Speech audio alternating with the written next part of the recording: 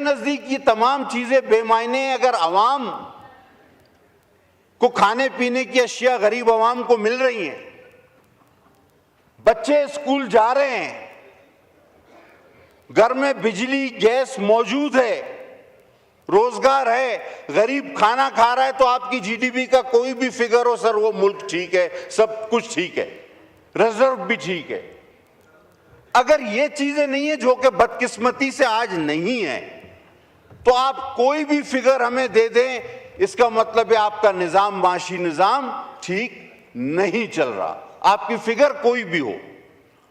और फिर हदफ, ये बड़ा एक मजाहिया काम होता है कि आप कहते हैं कि जी हमारा हदफ जो है ये फला है, और उसके फर्ज कर लीजिए आप कहते हैं कि हमारा हदफ जो है वो 100 किलोमीटर दौड़ना है, फिर आप साल के आखिर में कहते हैं जी मैं 1 किलोमीटर दौड़ा, फिर गिर गया था, बाकी 99 बाकी है, इंशाल्लाह अगले साल भाग लूंगा। वो भाई जब तुमसे चला ही नहीं जाता तो हदफ इतना बड़ा क्यों रखते हो? तो ये हदफ वगैरह जो है सर, ये कुछ भी नहीं। हम सारा टैक्स, वो गरीब जो बेचारा टीवी देख रहा है, हमारी बहस व तकरार सुन रहा है, वो समझ रहा है कि इस पे टैक्स लग रहा है, उस पे नहीं लग रहा है, इस पे कम हो रहा है, उस पे ज्यादा हो रहा है। उसको ये पता नहीं है कि लेवी की सूरत में, इनडायरेक्ट टैक्स की सूरत में, मोबाइल कार्ड खरीदे या माचिस खरीदे या सिगरेट खरीदे, हम इस टैक्स का सबसे बड़ा हिस्सा उस गरीब से ले लेते हैं जिस बेचारे को ना रिटर्न फाइल करना आता है, ना अपना टैक्स रिक्लेम करना आता है, जो नॉन फाइलर है। इसका सबसे बड़ा हिस्सा हम उस गरीब से ड्रा कर लेते हैं जिस बेचारे को इस निजाम का कोई पता ही नहीं। यकीनन ये सारा जुल्म है। अब सब 60% आपने तनख्वाह बढ़ाई है। वजीर खजाना साहब अभी तशरीफ ले गए, आ जाएंगे थोड़ी देर में। ये किस तरह अलहाम हुआ आपको कि 60%, 25% बढ़ाई जाती थी, 50% भी बढ़ाई गई। ये 60% क्या लकी नंबर 7 आपने लॉटरी निकाली है इसकी? महंगाई तो इससे कई गुना ज्यादा बढ़ी। तो ये 60% किस तरह निकाला गया, किस चीज का निचोड़ है, मेहरबानी फरमा के हमें यह बताया जाए। अगर आप 25-50 नहीं कर सकते तो कम से कम राउंड फिगर कोई 10, 15, 20 तक तो चले जाएं। ये 60 कहीं भी एग्जिस्ट नहीं करता। और आपने तनख्वाहदार की तनख्वाह 39,000 से 41,000 कर दी। तो सर साथ में इन सबको एक एक अलमारी, एक तिजोरी भी तो दे, इतना पैसा ही रखेंगे कहां? ये जो खजाना जमा करेंगे इस दौर में, तो इन सारे मुलाजमीन को, सरकारी मुलाजमीन को कुछ न कुछ जमा करने के लिए तिजोरियां भी जरूर फराम की जाएं। अब एक वजीर साहब हमारे प्रोफेसर टाइप अभी मौजूद थे, वो कहते हैं कि आप इंतशार मत फैलाएं, आवाम को समझाएं कि महंगाई क्यों हो रही है। अब ये वही बात है कि बकरे को समझाओ कि तुम्हें ज़बा क्यों किया जा रहा है।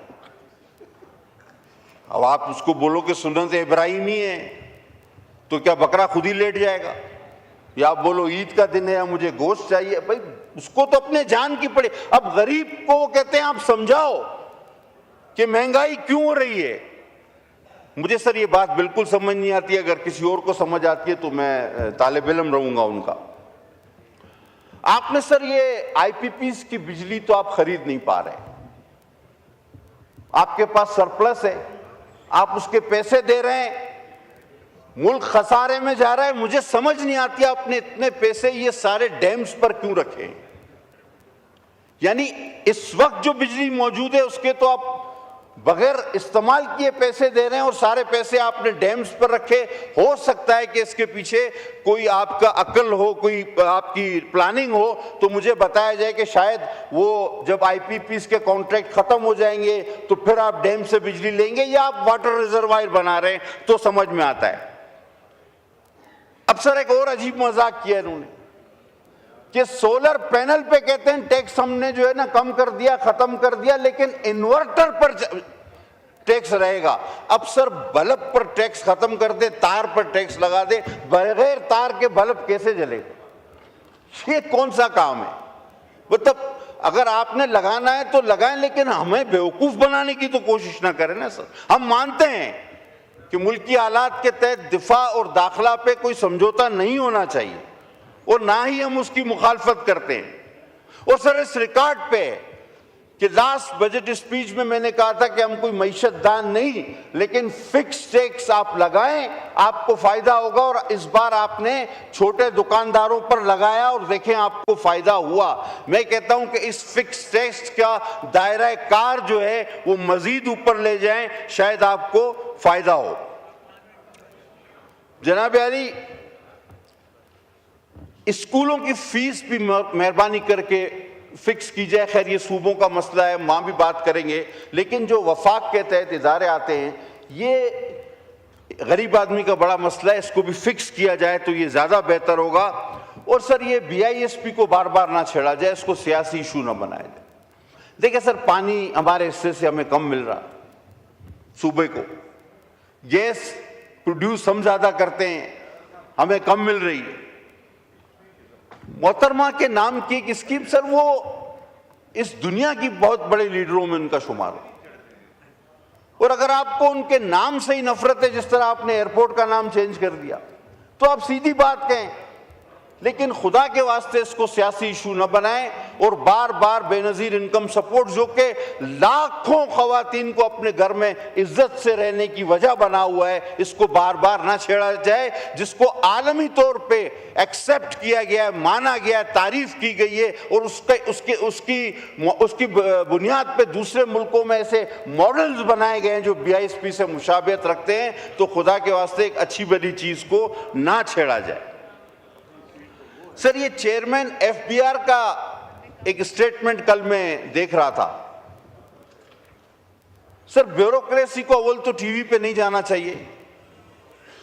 तमाम सेक्रेटरीज, चेयरमैन, DGs के वजीर यहां पर मौजूद होते हैं, उनको पॉलिसी स्टेटमेंट देना चाहिए।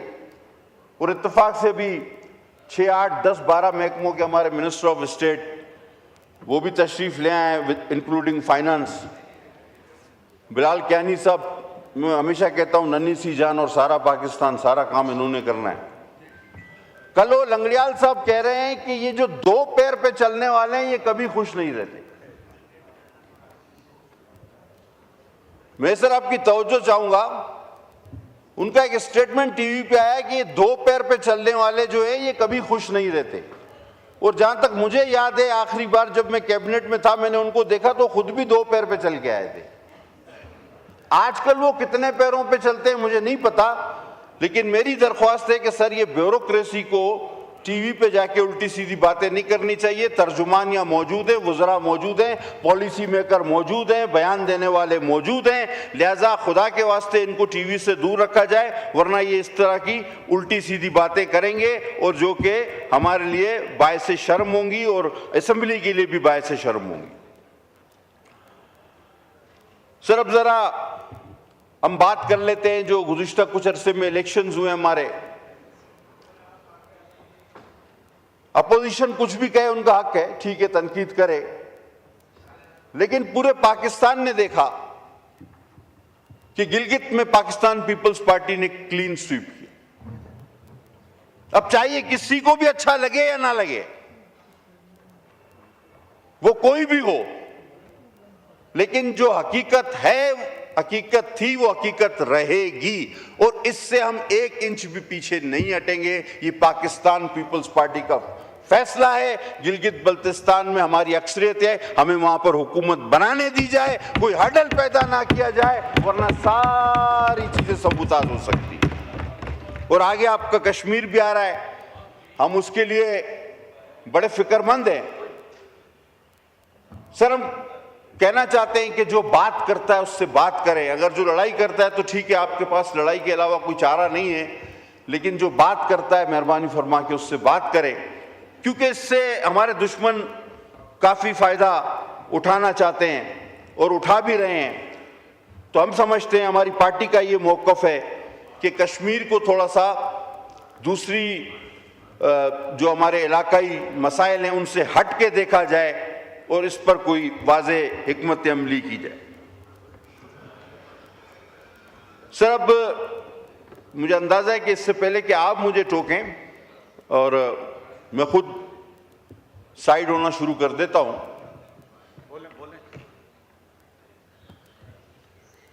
सर भाई भाइयों ने बात की कि जी फला शख्स बंद है और इनके लीडर बंद हैं और सब कुछ बंद है। ये जो सीनियर लोग हैं वहां बैठे हैं समझते हैं इस बात को कि एक वक्त था कि वही आपका लीडर कहता था इसको भी बंद कर दूंगा, ये भी चोर है, वो भी डाकू है, इसको भी बंद कर दूंगा, इसका भी टीवी निकाल दूंगा, इसका रेडियो तोड़ दूंगा। उस वक्त दूसरे बंद थे, आज बाकी सारे बाहर हैं, वो बंद है। कल इससे उल्टी सूरत हाल हो सकती है। तो ये पॉलिटिक्स में पाकिस्तान की बदकिस्मती से चलता रहता है। तो इसको बेयर करें, इसको आगे बढ़ाएं और 2018 का इलेक्शन भी नजर में रखें कि आपको भी बड़ी मदद मिली, खुलेआम मिली और आपको लाया गया। सर हमारे पाकिस्तानी कुछ यरगमाल हैं, मैं चौथी बार आपके सामने सर ये गुजारिश रख रहा हूं। सोमालियों ने सर अभी तक 2 माह हो गए 10 पाकिस्तानियों को यरगमाल बनाया हुआ। मैं चौथी बार आपके सामने अर्ज कर, अभी तक कोई वाज़े policy statement ministry of foreign affair की तरफ से नहीं आया। सर वो भी किसी के भाई बच्चे हैं, उनकी फैमिलीज भी हैं सर, वो बहुत परेशान है। उसमें 6 का ताल्लुक कराची से और बाकी ताल्लुक कहीं और से। सर मैं चाहूंगा कि इस सिलसिले में आप अपना किरदार अदा करें और मिनिस्ट्री ऑफ फॉरेन अफेयर को कम से कम इतना तो कहें कि जी आपने अभी तक क्या किया है, आप किस स्टेज पे हैं, आप उन 10 पाकिस्तानियों को छुड़ाने के लिए क्या करना चाह रहे हैं और अब तक आपने क्या किया है, कम से कम हमें पता तो चले। इस पे कोई चौथी बार मेरे बात करने के बावजूद कोई भी बात सामने नहीं आई। सर कराची का एक वाकया था बड़ा सोचनाक, उस पर अदालती फैसला आ गया। जिन पर इल्जाम था उनको रिहा कर दिया गया। यकीनन अदालतों ने सबूत और शवाहिद जरूर देखे होंगे। 260 लोग उसमें सर जल के मर गए। अब अगर जिन पे इल्जाम था उनको बरी कर दिया, ठीक है, ये फैसला तो अधूरा हुआ सर। अब कम से कम ये तो बताया जाए कि वो 260 लोग जो जलकर मर गए वो ये मुल्ज़मान बरी हो गए, तो वो उनको किसने जलाया?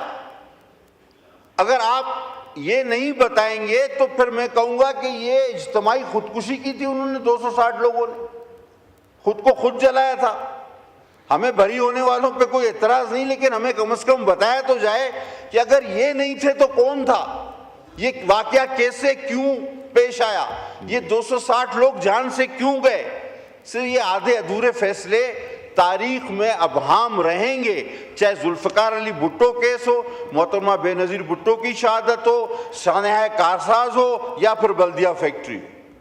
जब तक मुल्ज़मान का तयन नहीं होता ये तशनगी बाकी रहेगी।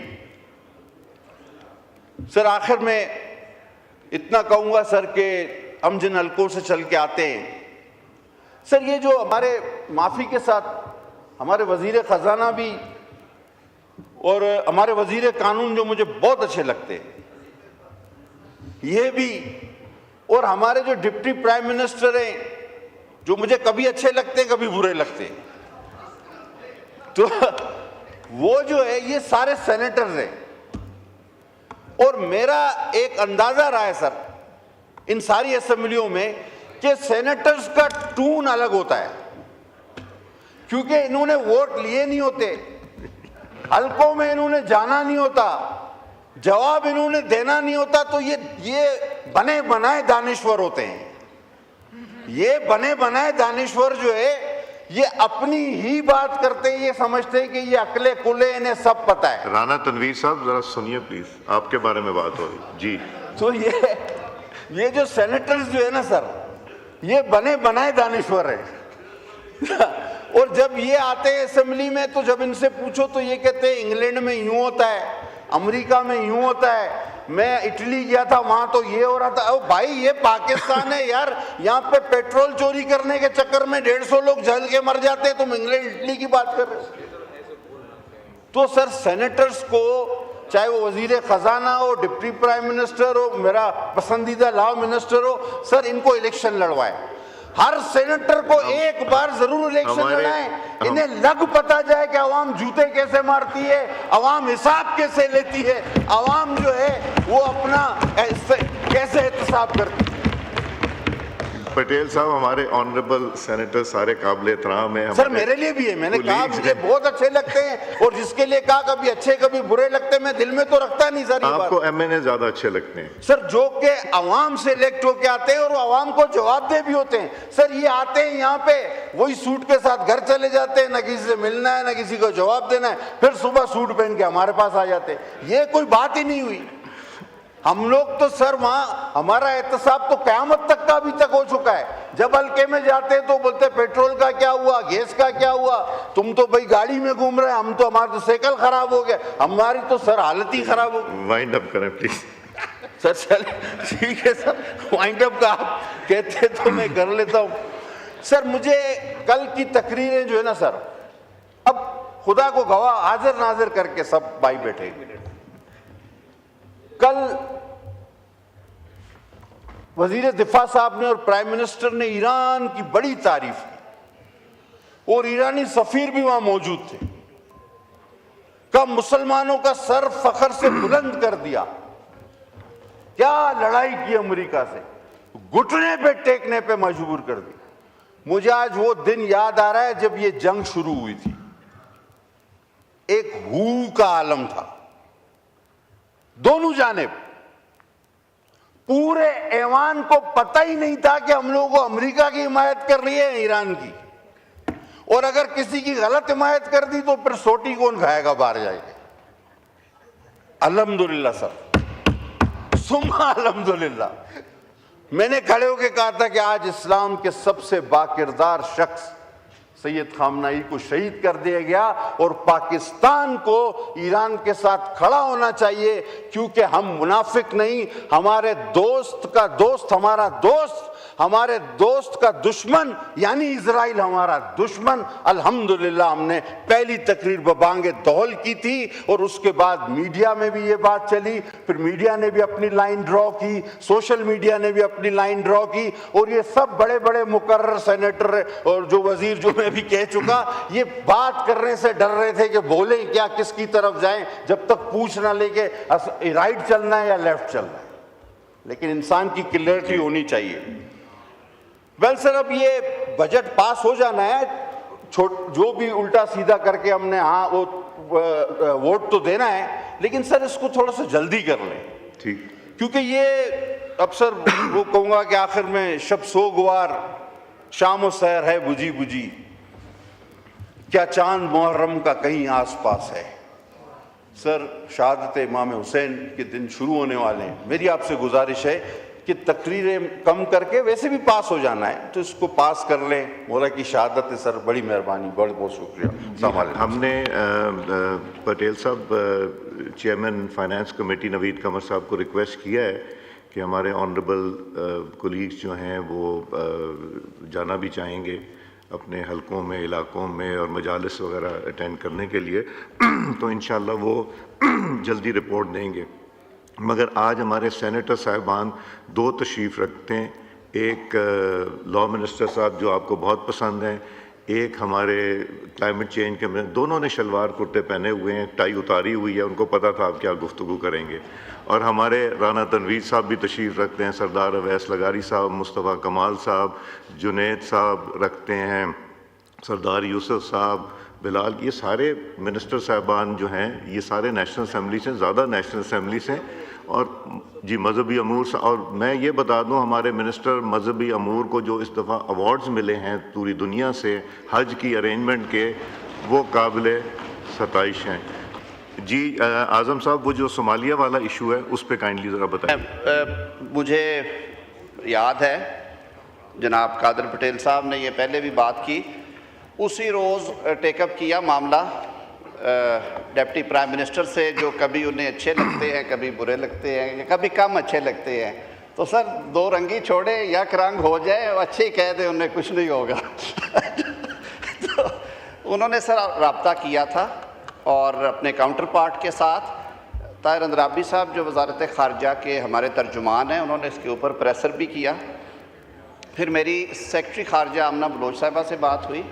दे are in constant contact with Somalian government. Sir वो गवर्नमेंट के पास तो होते तो हम ले आते। मामला है सर वो बहरी कज़ाकों के पास है और उनकी लोकेशन और जगह जो है वो डिस्क्लोज़ नहीं होती। तो प्रॉब्लम्स हैं। बाहर क्या है, फार्म पे हमारे मिशन का कुछ इशू था, फिर हमसाया मुल्क है जहाँ का, वहाँ से जो जिबूती का मिशन है वो ये सारा कुछ देख रहा है। तो इंशाअल्लाह उल अज़ीज़ सर हम आपको भी अपडेट रखेंगे, अवान को भी। वो हमारे शहरी हैं और हमारे लिए ये बहुत एक संगीन मसला है। गवर्नमेंट इस पर बिल्कुल गाफिल नहीं है। और जनाब स्पीकर, आखिरी बात ये कि आइन में लिखा हुआ है कि आर्टिकल 25 में हम सब बराबर हैं, डिस्क्रिमिनेशन हम नहीं करने देंगे, यह कानूनी मामला है। कादर पटेल साहब को लाइटर साइड पे मैं ये ज़रूर कह दूंगा कि काश आप मेरे तबके से होते। वकीलों के इलेक्शन जो मैं 25 साल से लड़ रहा हूँ, आप एक लड़ते लग पता जाता आपको।